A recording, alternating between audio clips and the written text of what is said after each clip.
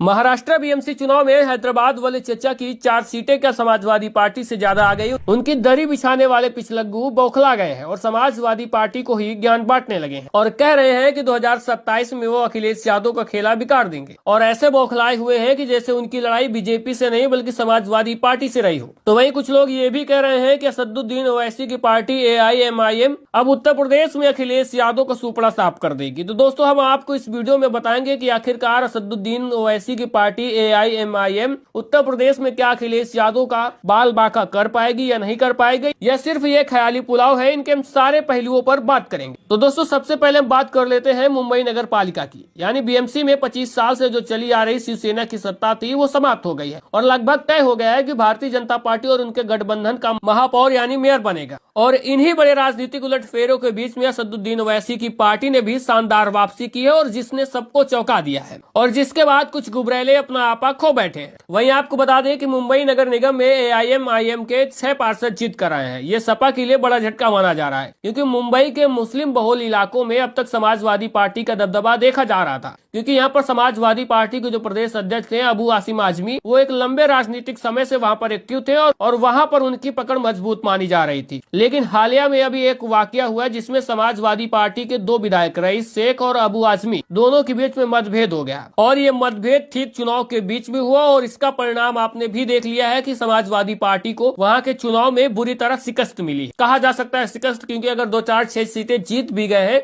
तो वो मायने नहीं रखती हैं, क्योंकि पिछले चुनाव की अपेक्षा जो परिणाम बेहतर हो सकते थे वो खराब हो गए और इसी का फायदा उठाया है AIMIM ने। तो ऐसे में हैदराबाद वाले चचा के समर्थक कह रहे हैं कि अब AIM जो है वो समाजवादी पार्टी को उत्तर प्रदेश में भी पटकनी दे देगी। अब आपको हम बताएंगे कि ये उत्तर प्रदेश में कुछ कर पाएंगे या ख्याली पुलाव बनाएंगे। तो वहीं अभी हालिया में जो बिहार में परिणाम देखने को मिले हैं, असदुद्दीन ओवैसी की पार्टी बेहतर प्रदर्शन करती दिखी, वहीं RJD और कांग्रेस के लिए भी बड़ा झटका साबित हुई।